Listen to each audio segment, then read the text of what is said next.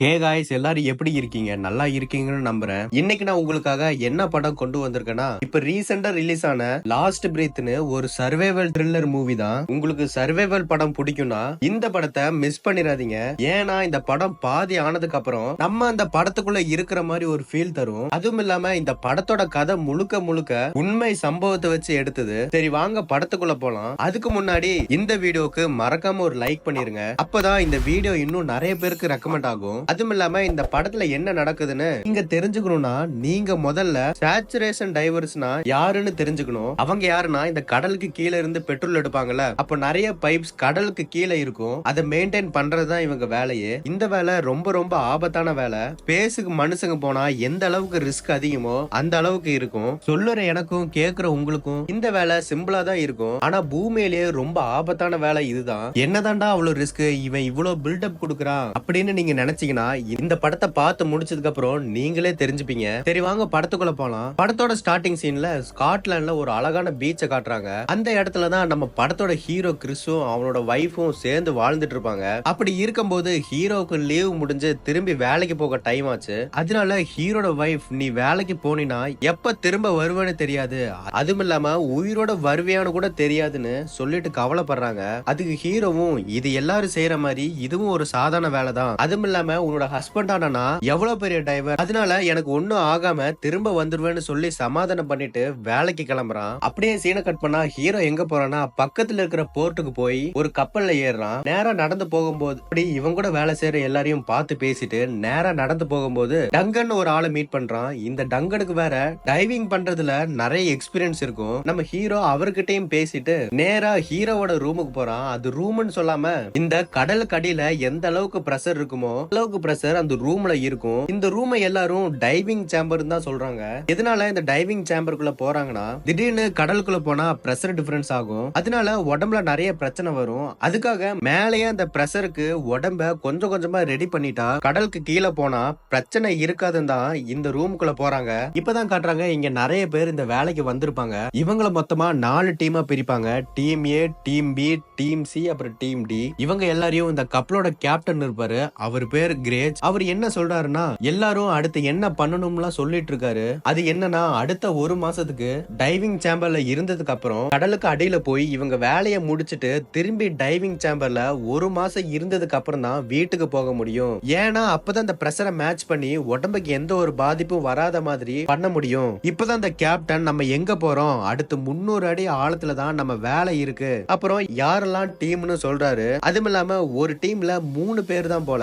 அப்படியே எல்லாரும் யாரெல்லாம் ஒரு டீம்னு சொல்லிட்டு இப்பதான் நம்ம ஹீரோட டீம் யாரெல்லாம்னா நம்ம ஹீரோ, அப்புறம் இந்த எக்ஸ்பீரியன்ஸான ஆள் இருந்தார்ல டக்கன், கடைசியா டேவிட்னு ஒரு ஆளு, இவங்க தான் நம்ம ஹீரோட டீம். சரின்னு இந்த டீடைல்ஸ் எல்லாம் கேட்டு முடிச்சதுக்கு அப்புறம் ஹீரோ நேரா டேவிட் கிட்ட போறான். ஹீரோ வேற டேவிட்டை இப்பதான் முதல் டைமா பாக்குறானா. அதுவும் இல்லாம இப்போ ஒரே டீம், அதனால ஃப்ரெண்ட் ஆகலான்னு டேவிட் கிட்ட போய் பேசுறான். ஆனா டேவிட் அவ்வளவு ஃப்ரெண்ட்லி இல்ல போல. இத புரிஞ்சுக்கிட்ட ஹீரோவும் சரி டேவிட் சேம்பருக்குள்ள வச்சு பாக்கலாம்னு சொல்லிட்டு அங்கிருந்து கிளம்புறான். அப்படி திரும்பி போகும்போது அந்த இடத்துக்கு டக்கன் வந்து, டேவிட் அப்படிதான், நீ எதுவும் மனசுல வச்சுக்காத, நான் உன் கூட இருக்கேன்ல, எனக்கு இந்த வேலையில எக்ஸ்பீரியன்ஸ் அதிகம் அப்படின்னு சொல்லிட்டு அந்த டைவிங் சேம்பருக்குள்ள போறாங்க. அப்படியே சீனை கட் பண்ணா இந்த கப்பலோட கேப்டன் மேல உட்கார்ந்து சிசிடிவி வழியா எல்லாரும் ஓகே தானான்னு பாத்துட்டு இருப்பாரு. அப்போ நம்ம ஹீரோ இருக்கிற சேம்பரை காட்டுறாங்க. இந்த டக்கன் இருக்காருல, அவரு கிறிஸ் கிட்ட என்ன சொல்றாருன்னா, டேவிடுக்கு 2 பசங்க இருக்காங்க, இவன் நம்ம கிட்ட தான் உம்முன்னு இருப்பான், ஆனா வீட்டுக்கு போய் அவனோட குழந்தைகளை பாத்துட்டானா ஆளு செம ஜாலி ஆயிருவான் அப்படின்னு டக்கன் சொல்லிட்டு இருக்கும்போது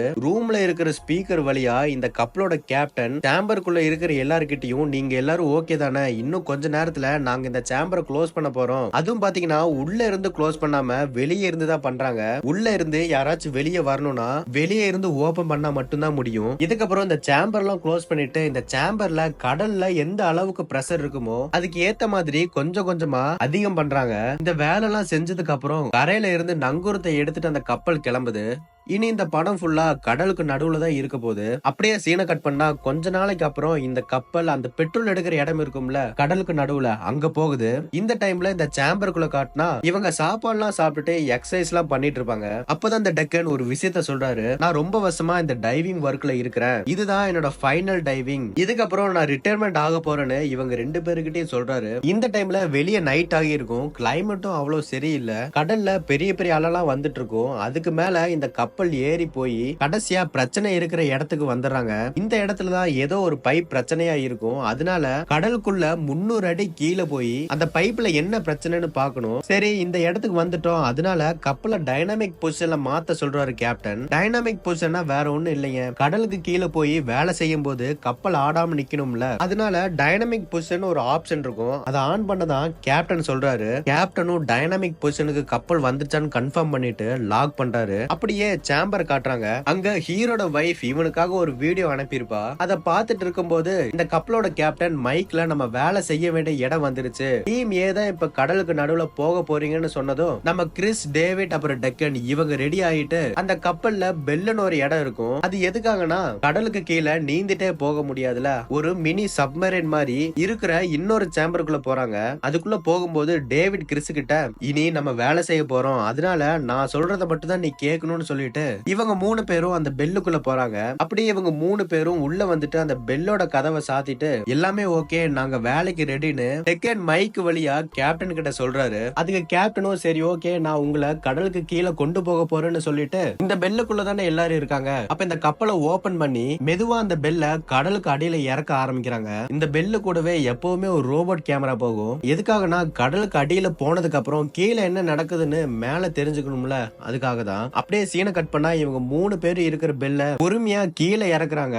சுத்தியும் பாத்தீங்கன்னா ஒரு வெளிச்சம் இல்ல. இந்த பெல்லுல ஒரு 4 லைட் மட்டும் எரிஞ்சிட்டு இருக்கும், அவ்வளவுதான். இந்த டைம்ல கேப்டன் டெக்கன் கிட்ட நம்ம கடலுக்கு அடியில 300 அடி வந்துட்டோம், நீங்க பெல்லோட கதவை ஓபன் பண்ணி கீழே போய் என்ன பிரச்சனைன்னு பாருங்கன்னு சொன்னதும் டெக்கனும் பிரஷர்லாம் செக் பண்ணிட்டு டேவிட் தான் முதல்ல கீழே இறங்க போறான். அதனால அதுக்கு ஏத்த மாதிரி சூட் எல்லாம் போட்டுட்டு ஆக்சிஜன் ஹெல்மெட் எல்லாம் போட்டுட்டு கீழே போறான். அதுவும் இல்லாம இந்த பெல்லுல இருந்துதான் ஒரு வயர் பைப் மூலமா ஆக்சிஜன் இவங்களுக்கு வரும். இது மட்டும் கட் ஆச்சுன்னா ஒண்ணுமே பண்ண முடியாது, கடலுக்கு நடுவுல தொலைஞ்சு போக வேண்டியதுதான். டேவிட் கீழே போனதுக்கு அப்புறம் கிறிஸ்துவும் அந்த பெல்லுல இருந்து வெளியே வந்து பொறுமையா கடலோட அடியில போய் நிலத்தை டச் பண்றான். அங்க போன கிறிஸ்து எங்கடா நமக்கு முன்னாடி போன டேவிட் ஆளை காணுமே அப்படின்னு வாக்கி டாக்கி வழியா டேவிட் நீ எங்க இருக்கேன்னு பயந்துட்டு கிறிஸ் கேட்டுட்டு இருக்கும் போது பின்னாடி டேவிட் வந்து என் கூட வா, நான் இந்த பெட்ரோல் எடுக்கிற ஸ்டேஷனோட பைப் லைன் எல்லாம் கண்டுபிடிச்சிட்டேன்னு சொல்லிட்டு அங்க கூட்டிட்டு போறான். இதெல்லாம் மேல இருக்கிற கேப்டனும் பாத்துட்டு இருப்பாரு. இந்த டைம்ல கீழே போன 2 பேரும் வேலை செய்ய பவர் வேணும்ல, அதனால மேல இருந்து ஒரு பவர் கேபிள் வருது.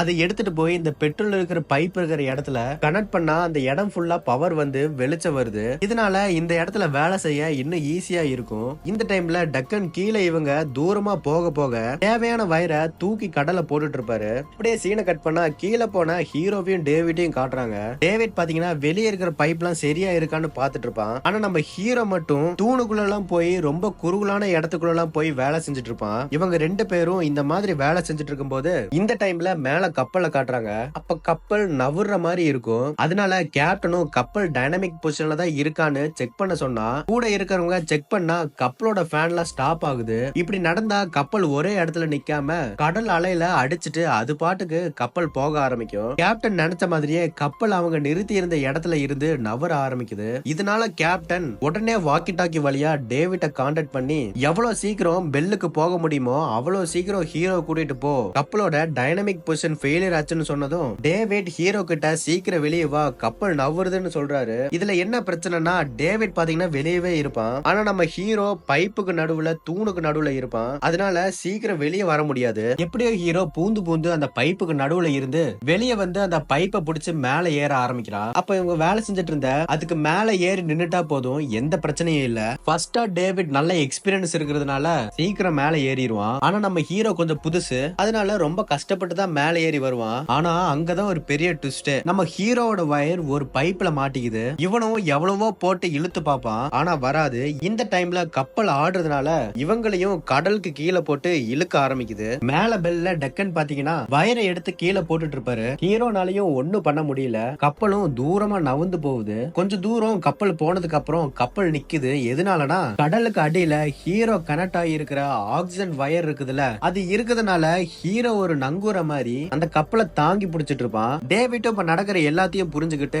உன்னோட வயர் இப்ப கட் ஆகிரும், அதனால என்னோட கைய புடிச்சுக்கோன்னு டேவிட் ஹீரோ கிட்ட சொல்றான். இந்த டைம்ல ஹீரோவோட ஆக்சிஜன் வயர் கட் ஆகி ஹீரோனால மூச்சு விட முடியல. அப்ப ஹீரோவும் கத்துறான், டேவிட் என்னால மூச்சு விட முடியல, ஏதாச்சும் பண்ணுன்னு. இதுக்கு டேவிட்டும் பயப்படாத, உன்னோட சூட்ல மேனுவல் மூடுன்னு ஒரு ஆப்ஷன் இருக்கும், அதை ஆன் பண்ணு. அப்படி பண்ணும்போது என்ன ஆகும்னா ஏற்கனவே ஏற்கனவே சூட்டுக்குள்ள கொஞ்சம் ஆக்சிஜன் இருக்கும், அது ஒரு 10 நிமிஷத்துக்கு தாக்கு பிடிக்கும். இதனால ஹீரோவும் வேற வழி இல்லாம மேனுவல் மூட ஆன் பண்றான். அப்ப டேவிட் என்ன சொல்றானா, இங்க பாரு, நீ பொறுமையா மூச்சு விட்டாதான் உன்னோட சூட்ல இருக்கிற ஆக்சிஜன் 10 நிமிஷத்துக்கு தாக்கு பிடிக்கும். அதனால பொறுமையா மூச்சு விடு, அப்புறம் பயப்படாதன்னு சொல்லிட்டு நீ எங்கே இரு, நான் மேல போய் இன்னொரு வயரை எடுத்துட்டு வரேன்னு சொன்னதும் ஃபர்ஸ்ட் ஆக்சிஜன் வயர் மட்டும்தான் கட் ஆகி இருக்கும் போல. இப்போ மிச்சம் இருக்கிற வயர்லாம் கட் ஆகி ஹீரோ டேவிட் கண்ணு முன்னாடியே இந்த வயர் கட்டான போர்ஸ்ல கடலுக்குள்ள தள்ளி எங்கேயோ போயிடுறான். இனி ஹீரோவை கண்டுபிடிக்க முடியுமானே தெரியல. கப்பலும் நவுந்துட்டே இருக்கிறதுனால அது கூடவே டேவிட்டும் போயிட்டே இருப்பான். சரின்னு வேற வழி இல்லாம டேவிட் திரும்பி பெல்லுக்கு அந்த வயரை பிடிச்சு மேல போறான். இந்த டைம்ல பெல்லுல டக்கனும் ஹீரோட வயரை பிடிச்சு இழுத்து பார்த்தா இதனால டக்கன் கப்பல்லையும் இந்த விஷயம் தெரிய வந்து வருத்தப்படுறாங்க. அப்ப கப்பல்ல ஒருத்தன் கேப்டன் கிட்ட பேசாம நங்கூரத்தை போட்டு கப்பலை நிறுத்திடலான்னு கேப்டன் கிட்ட சொல்றான். அது கேப்டனும் அப்படிலாம் பண்ண முடியாது, அப்படி பண்ணா இந்த இடத்துக்கு கீழே நிறைய பைப் லைன்ஸ் போயிட்டு இருக்கு, நம்ம நங்கூரத்தை போட்டா அவ்வளவுதான் பல கோடி லாஸ் ஆகும்னு சொல்றாரு. இந்த டைம்ல நம்ம ஹீரோவை காட்டுறாங்க. அவன் பாத்தீங்கன்னா ஒரு பிளேர் கன்னை பத்த வச்சு டேவிட் நீ இருக்கியான்னு கேட்டுட்டு பயந்துட்டு இருப்பான். இப்ப ஹீரோ சரி பயந்த வேலைக்கு ஆகாது, அதனால நம்ம ஒர்க் பண்ண பைப் சைட் இருக்கும்ல அங்க போய் மேல படுத்துக்கலாம், அப்பதான் நம்மள காப்பாத்த வரும்போது ஈஸியா இருக்கும்னு மெதுவா அந்த பைப் சைட்டை பார்த்து நவுந்து வருவான். அப்படியே சீனை கட் பண்ணா இப்ப கப்பல்ல காட்டுறாங்க. அதுல கேப்டன் கோ கேப்டன் கிட்ட எப்படியாச்சும் கப்பலை ஒரே இடத்துல நிப்பாட்டுன்னு சொல்றாரு. அதுக்கு கோ கேப்டனும் அப்படி பண்ணா கப்பல்ல பெரிய பிரச்சனை ஆகிருன்னு சொன்னா என்ன பிரச்சனை ஆனாலும் நான் பாத்துக்கிறேன்னு சொன்னதும் இதனால கேப்டனும் கப்பலை திரும்பி அந்த இடத்துக்கு கொண்டு போறாரு. இந்த டைம்ல ஹீரோவை காட்டுறாங்க. அவன் பாத்தீங்கன்னா எப்படியோ அந்த பைப் லைன் சைட்டை கண்டுபிடிச்சு கையில வச்சிருந்த பிளேர் கனையும் கீழே போட்டுட்டு அந்த பைப் லைன்ல ஏறுறான். அதுவும் இல்லாம ஹீரோவோட சூட்ல இன்னும் 4 நிமிஷத்துக்கு தான் ஆக்சிஜன் மிச்சம் இருக்கும். பிளேர் கனோட வெளிச்சமும் முடிஞ்சு போச்சுன்னா ஃபுல்லா இருட்டாகிரும். ஹீரோவும் அவன் வைஃப் அனுப்பிவிட்ட வீடியோ இருக்கும்ல, அதுல ஹீரோட வைஃப் நீ திரும்பி வரணும்னு சொல்லி இருப்பா. இதெல்லாம் நினைச்சிட்டு பைப் சைட் மேலே ஹீரோ படுக்கிறான். அப்படியே பிளேர் கனும் அணையுது. அவன் சூட்ல இருக்கிற ஆக்சிஜனும் முடிஞ்சு 16 செகண்ட் ஆன மாதிரி காட்டுறாங்க. இந்த டைம்ல கப்பல் திரும்பி அவங்க வேலை செய்ய வந்த இடத்துக்கு கொண்டு வந்துடுறாங்க. இனி கப்பலை அசையாம வச்சுக்க டைனமிக் பொசிஷன் ஆன் பண்ணா போதும். அப்ப கேப்டன் டெக்னிக்கல் ஒர்க் பண்ற ஒருத்தன் கிட்ட நீ போய் ரீஸ்டார்ட் பண்ணு அந்த டைனமிக் பொசிஷன் ப்ரோக்ராம, அப்பதான் திரும்பி பழைய நிலைமைக்கு வரும்னு சொல்றாரு. அதனால அவனும் அந்த ரூமுக்கு ஓடுறான். அடுத்து கடலுக்கு கீழே இவங்க கூடவே ஒரு கேமரா ரோபோட் அனுப்புவாங்கல்ல, அத கண்ட்ரோல் பண்ற ஒருத்தன் இருப்பான். அவங்க கிட்ட கேப்டன் ஏதாச்சும் தெரியுதான்னு சொல்லிட்டு அந்த பைப் சைட்டுக்கு மேல கொண்டு போன்னு சொல்றாரு. அப்ப அங்க பார்த்தா ஹீரோவோட உடம்புல சின்ன சின்ன அசைவோட மேல படுத்துட்டு இருப்பான். அப்படின்னா ஹீரோ இன்னும் சாவல, உடம்புல இருக்கிற ஆக்சிஜன்லாம் தீந்து லாஸ்டா மூளையில இருக்கிற ஆக்சிஜனும் தீந்தாதானே சாவாங்க. அதனால ஹீரோ கொஞ்சம் கொஞ்சமா செத்துட்டு இருப்பான். இதை எல்லாத்தையும் மேல கேப்டன் அந்த ரோபோட்ல இருக்கிற கேமரா வழியா பாத்துட்டு இருப்பான். இவங்களும் ஏதாச்சும் பண்ணியே தீரணும், இல்லனா ஹீரோ சாவறத இவங்க பாத்துட்டே இருக்க வேண்டியதான். இந்த டைம்ல டைனமிக் பொசிஷனை ரீஸ்டார்ட் பண்ண போனால அவன் ஏதோ பண்ணிக்கிட்டே இருப்பான். அப்புறம் கேப்டன் அந்த ரோபோட் கண்ட்ரோல் பண்றவங்க கிட்ட அந்த ரோபோட்ல சின்ன ஒரு கைப்பிடி மாதிரி இருக்கும்ல, அதை வச்சு ஹீரோவை தூக்க முடியுமான்னு கேட்டா அந்த கைப்பிடி இதுக்காக யூஸ் பண்றது கிடையாதுன்னு சொல்றான். அதுக்கு கேப்டனும் நமக்கு ஹீரோவை காப்பாத்த வேற வழி இல்ல, நீ என்கிட்ட அந்த ரோபோட்டோட ரிமோட்டை குடுன்னு கேட்டு வாங்கிட்டு அந்த கைப்பிடியை வச்சு ஹீரோவை பிடிக்க ட்ரை பண்றாரு. இவரும் ஏதாச்சும் ஒரு இடத்துல சிக்கி ஹீரோவை காப்பாத்திரலான்னு பாக்குறாரு. ஆனா மாட்டவே மாட்டேங்குது. கடைசியா நல்ல பின்னாடி போயிட்டு வந்து அந்த கைப்பிடியை வச்சு ஹீரோவை எப்படியோ புடிச்சிடறாரு. அப்பாடி எப்படியோ புடிச்சிட்டோம், இனி ஹீரோவை மேல தூக்கிட வேண்டியதுதான்னு மேல தூக்குனா ஹீரோ வர மாட்டேங்கிறான். இப்பதான் காட்டுறாங்க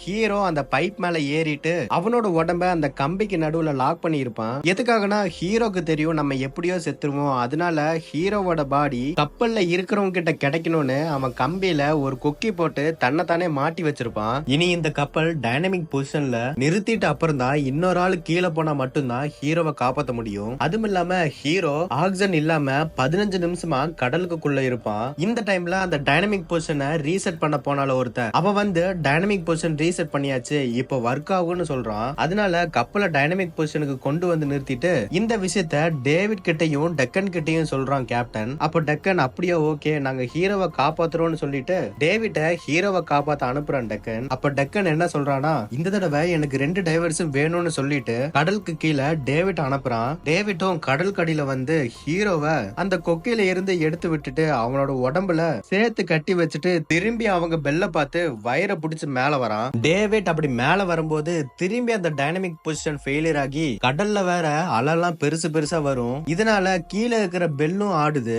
டேவிட்டுக்கும் அந்த கடல் தண்ணியோட ஃபோர்ஸ் அதிகமானதுனால அந்த வயர்ல இருந்து கை ஸ்லிப் ஆகுது. திரும்பி திரும்பி அந்த வயரை பிடிச்சு எப்படியாச்சும் ஹீரோவை காப்பாத்தணும்னு மேல ஏறுறான். அப்புறம் கடைசியா அந்த பெல்லுக்கு மேல ஏறி ஃபர்ஸ்ட் ஹீரோவை மேல அனுப்புறான் டேவிட். அப்ப பெல்லுல இருந்த டக்கனும் ஃபர்ஸ்ட் சிபிஆர் பண்றான். அப்புறம் எப்படியாச்சும் ஹீரோவை உயிரோட கொண்டு வரணும்னு என்னென்னமோ பண்றான். ஆனா ஹீரோ உடம்புல எந்த ஒரு அசைவும் இல்ல.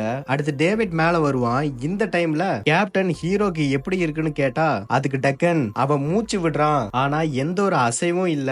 இவன் செத்துட்டானா இல்ல உயிரோட இருக்கானான்னு தெரியலன்னு சொல்றாரு கேப்டன் கிட்ட. கப்பல்லையும் அவ்வளவுதான், ஹீரோ செத்துட்டா போலன்னு கவலைப்பட்டு இருப்பாங்க. சரி, ஹீரோவை மேல கொண்டு வர 30 நிமிஷத்துக்கு மேல ஆச்சு. அதுவும் இல்லாம 30 நிமிஷம் ஒருத்த மூச்சு விடாம இருக்க முடியாதுல, அதனால ஹீரோ செத்துட்டான்னு கவலைப்பட்டு இருப்பாரு டக்கன். அப்படி டேவிட்டும் ஹீரோவை பார்த்துட்டே உட்கார்ந்துட்டு இருக்கும் போது ஹீரோ ஏதோ பேச ட்ரை பண்றான். இத பார்த்த டேவிட் அப்புறம் டக்கன் அவ்வளவுதான்டா ஹீரோ உயிரோட வந்துட்டான்னு சந்தோஷப்படுறாங்க. இந்த விஷயம் மேல கப்பல்ல சொன்னா அங்கேயும் எல்லாரும் டான்ஸ்ல ஆடி கட்டிலாம் பிடிச்சு ரொம்ப சந்தோஷப்படுறாங்க. அதுவும் இல்லாம மத்த சேம்பர்ல இருக்கிற ஆளுகளும் ரொம்ப சந்தோஷப்படுறாங்க. இந்த டைம்ல ஹீரோ டக்கன் கிட்ட எனக்கு என்ன நடந்துச்சுன்னு கேக்குறான். அதுக்கு டக்கனும் நீ மேல வா, உன்கிட்ட எல்லாத்தையும் தெளிவா சொல்றேன்னு சொல்லிட்டு இதுக்கப்புறம் எல்லாரையும் மேல கூட்டிட்டு வந்துட்டு அந்த சேம்பருக்குள்ள வைக்கிறாங்க. ஏன்னா ஒரு மாசம் அந்த சேம்பருக்குள்ள இருந்தாதான் உடம்புக்கு எந்த ஒரு பிரச்சனையும் இல்லாம வெளியே வர முடியும். இந்த டைம்ல அந்த சேம்பருக்குள்ள ஹீரோக்கு கடலுக்கு அடியில என்னென்னலாம் நடந்துச்சுன்னு டேவிட் தான் ஹீரோ கிட்ட சொல்லிட்டு இருப்பான்.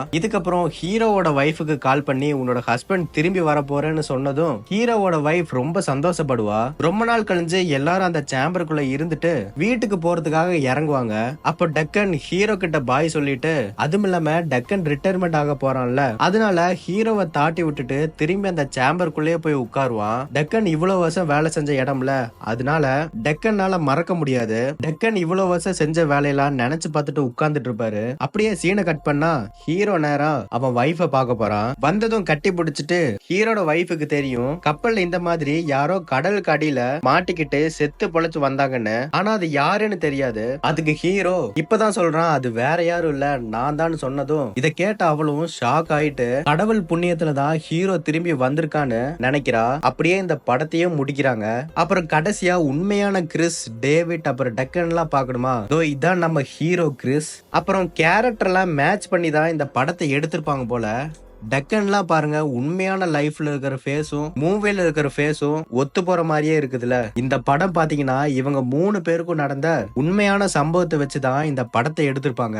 உண்மையான கதையில என்ன நடந்திருக்கும்னா, இந்த பிரச்சனை ஆனதுக்கு அப்புறம் திரும்பியும் கிறிஸ் வேலைக்கு போய் நார்மலான லைஃப வாழ்ந்திருப்பான். எப்படியோ இந்த படம் இங்க வச்சு முடியுது. இந்த படத்துக்கு நான் கொடுத்த எக்ஸ்பிளனேஷன் பிடிச்சிருந்துச்சுன்னா மறக்காம லைக் பண்ணிருங்க. அடுத்து எந்த படத்தை பார்த்து பேசலான்னு கமெண்ட் பண்ணிருங்க.